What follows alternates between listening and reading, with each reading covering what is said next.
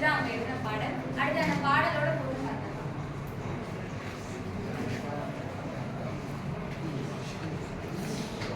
இது வந்து இந்த பாடலோட விளக்கம் என்ன அப்படின்னா, அதாவது கம்பரை போல பெரிய காவியம் செய்து சிறப்புற்றவர் வந்து வேறு யார் இருக்கிறா அப்படின்னு வந்து அவ்வையார் கேட்கறதுக்கு வந்து அவ்வையார் வந்து சொல்றாங்க, தூக்கணாங்குருவியோட கூடு, அப்புறம் குருவிகள் கட்ட தேனடை, அப்புறம் வந்து அரக்கு அப்படின்ற வலிமையான இலக்கிய பசை வந்து யாராலையும் செய்ய முடியாது.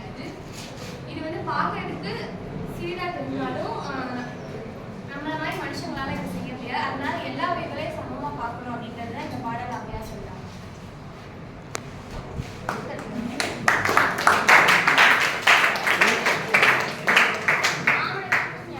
இந்த பாட்டு எழுதினது வந்து காலமேகப்புலவர். இவர் வந்து ஆமணக்கு அப்படின்ற ஒரு கொட்டைமுத்து ஒரு செடியையும் அப்புறம் யானையையும் வந்து சிலையை பாடல இதுல வந்து அவர் வந்து ஒப்பிட்டு காட்டுறாரு.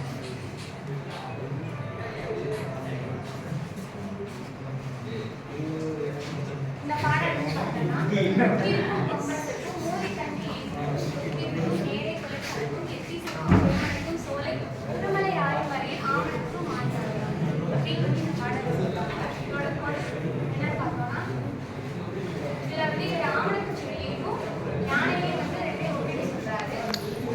எல்லா பக்கங்களையும் மழை வீசும் சோலைகளை இந்தியா வந்து திருமலை ஆயும் இந்த மலையில இருக்க ஆமணக்கு செடி யானைகளை ஒப்பிட்டு சொல்றாங்க. இதுல வந்து முத்துகளாகிய விதைகளை வந்து ஆமணக்கு செடிகள் இருக்கும். யானை வந்து நல்வழி வீசும் முத்துக்களை நெற்றி கண்டு இலைகளை அசைத்துக் கொண்டே இருக்கும். ஆமணக்கு செடி தனது கொம்பாகிய தண்டங்களை அசைத்துக் கொண்டே இருக்கும். முதிர்விட்ட தண்டை தாங்கி வளர்ந்தது. இது வன்மையான தண்டைகளை மிகவும் எளிமையாக துதிக்கையால் தூக்கிக் கொண்டே வரும். லிங்கத்தை போன்ற காய்களை கொத்து கொத்தாக பெற்றிருக்கும். யானையில வந்து பாகர்கள் அந்த சுற்றாக கூடிய வடிவம் வந்து காணப்படும். எழுதென்று காண்பவர்களை கவர்கின்ற கொலைகளை சாப்பிட்டுக் கொண்டு இருக்கிறது. இது வந்து மலையில் உள்ள வாழை கொலைகளை முடித்து பூமியிலே விழும்படி அழைக்கிறது. இதுதான் இது ரெண்டு ஒப்பிட்டு சொல்றாங்க. அடுத்த பாடல் இம்பர்வான் எல்லை ராமனையே பாடி. அதாவது பாணன் வந்து அரசவைக்கு போய் அரசர்களை பார்த்து வந்து பாட்டு பாடுறேன். அவன் அப்படி பாடி என்ன கொண்டு வரணும் அப்படின்றதுல அவன் மனைவி கேட்கிறாங்க. இதுதான் இந்த பாடல் விளக்கம் சொல்லுவாங்க.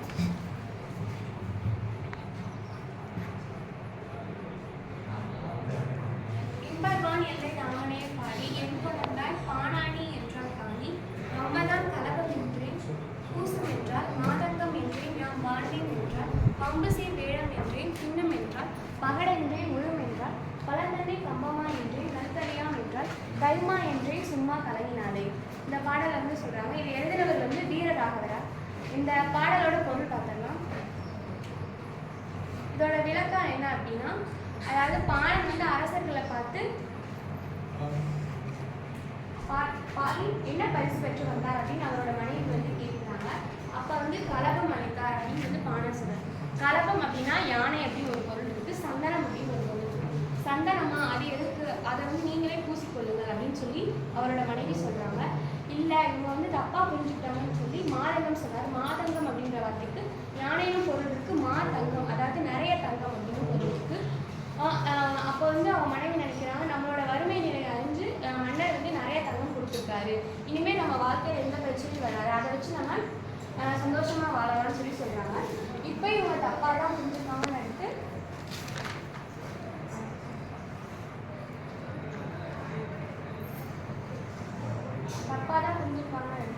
இவர் வந்து அது தங்கம் அல்ல வேரம் அப்படின்னு சொல்லி சொல்றாரு. வேரம்னா யானை அர்த்தம், அப்புறம் வந்து கரும்புன்னு சொல்லி அர்த்தம். கரும்பா உன் திரும்பிக்கு கரும்பு தான் தங்கம், அதாவது உன்னோட நீ பாடுற பாட்டுக்கு தான் கரும்பு தான் வந்து சரிப்பட்டு வரும், அதை தான் அவர் கொடுத்துருக்காருன்னு சொல்லி அவர் மனைவி சொன்னாங்க. இல்லை இப்போ வந்து யானையை புரிஞ்சுக்காம கரும்பு தப்பா புரிஞ்சுக்கிட்டாங்கன்னு சொல்லி அவர் வந்து கம்பமா அப்படின்னு சொல்லி சொன்னாரு. கம்பமா அப்படின்னா கம்பு மாவு அப்படின்னு சொல்லி புரிஞ்சுட்டு அதை வச்சு நம்ம கறி கிண்டி சாப்பிடலாம் அப்படின்னு சொல்லி அவரோட மனைவி சொல்றாங்க. கடைசியா வந்து ஒரு தப்பா புரிஞ்சுக்கிறாரு, கைமா அப்படின்னு சொல்லி சொல்றாரு. கைமானா யானைன்னு சொல்லி அர்த்தம். அதாவது அதுல வந்து கைமா அப்படின்றப்ப கடைசியில தான் அவருக்கு வந்து பெரிய துடிப்பையுடைய யானை தான் அவர் கொண்டு வந்திருக்காரு. அப்போ அவரோட மனைவி வந்து கவலைப்படுறாங்க, 2 பேருக்கு சாப்பாடு இல்லாத நேரத்துல இவ்வளோ பெரிய யானை இவர் கொண்டு வந்திருக்காரு, இதுக்கு நம்ம உணவுக்கு எங்கே போகிறது அப்படின்னு சொல்லி சொல்கிறது தான் இந்த பாடல் அப்படின்னு சொல்கிறாங்க. அடுத்து நாராய் நாராய்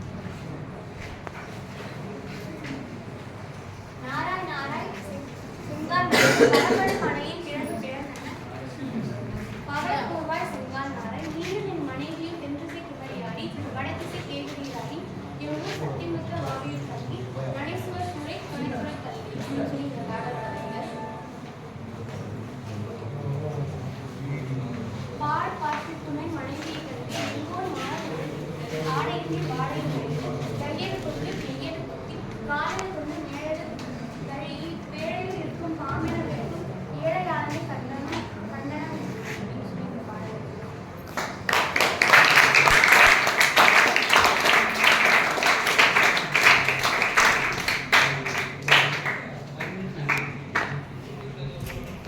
மிக அருமையான கருத்தார்கள் என்றே சொல்லலாம். பாடல் தவறின்றி சட்டம் செய்யப்பட்டிருக்கிறது. விளக்கமும் அதுபோலவே தவறின்றி சட்டம் செய்யப்பட்டிருக்கிறது. வாசிக்கின்ற வாசிப்பாளர் நம்முடைய எஸ்பி பத்மா முதலாம் ஆண்டு பிபிஏ துறையை சார்ந்த அருமையாக வாசித்து நம்ம எல்லாம் வியப்பில் வந்திருக்கிறார்.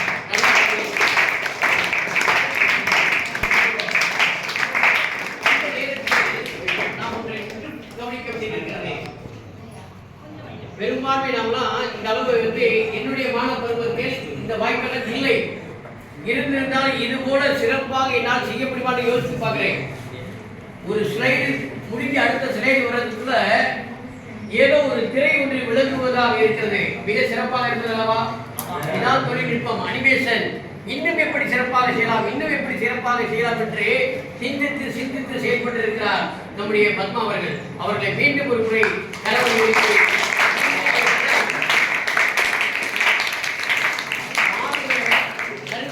மிக சிறப்பாக சொல்லலாம். காரணம் என்னவென்றால் சங்கமித்ரா வினாவிடை என்ற அமைப்பில் நாடகத்தின் தோற்றம் உணர்ச்சியை மிக அருமையாக வழிநடத்தி சென்றார். அதே போன்று தனிப்பாடல் குறித்து ஒரு 5 பாடல்கள் எப்படி எளிமைப்படுத்தி தரலாம், எப்படி தொழில்நுட்பத்தை அதிகப்படுத்தி தரலாம் என்று மிக சிறப்பாக நம்முடைய பத்மா அவர்கள் காட்டியிருக்கிறார்கள். இந்த இனிய தருணத்தில் நன்றி உரை நல்குவதற்காக நம்முடைய தமிழ் துறையின் இளவலாக வழங்கக்கூடிய கலைக்குட்டியை நாம் சொல்வோம். ஆகையால் அனுபவமும் அறிவு மிகுந்தவர், ஆற்றல் மிகுந்தவர், மகளிர் கல்லூரியில் ஏறத்தாழ ஒரு 10 ஆண்டுகள் பணியாற்றிவிட்டு இங்கு மீண்டும் பணியில் அமர்ந்து துறையை சிறப்பாக வழிநடத்தி செல்கிறார். இந்த இனிய தினத்தில் நன்றி சொல்ல வருகிறார். அதற்கு முன்பாக பிபிஏ துறை சார்ந்த வினோத் அவர்கள் ஒரு சில வார்த்தைகள் பேசுமாறு அன்போடு அழைக்கிறோம்.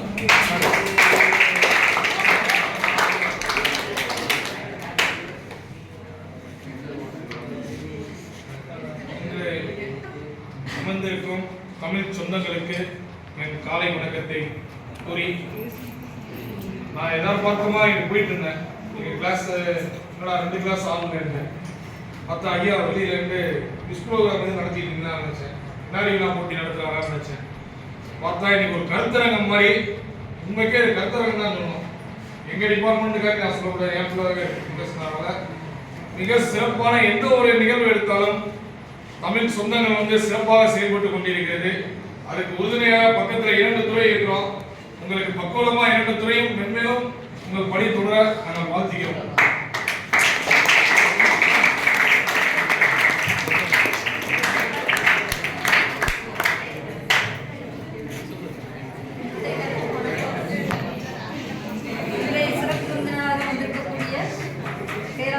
பேராசிரியர் திரு ஐயா சிவகுமார் ஐயா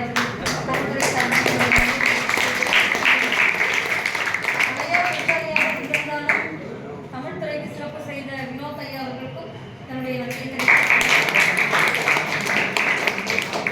ஐயா தமிழ்துறை ஐயா கூறியது போல் மாணவ செல்வங்கள் யார் இந்த பிபிடி பிரசன்டேஷன் ரெடி பண்றாங்க அப்படின்னு கேட்ட உடனே எப்பயுமே நமக்கு உதவியாக இருக்கக்கூடிய சமூகம் முன்னாடி வரா. அதுக்கப்புறம் பிபிஏ துறை மாணவி பத்மா.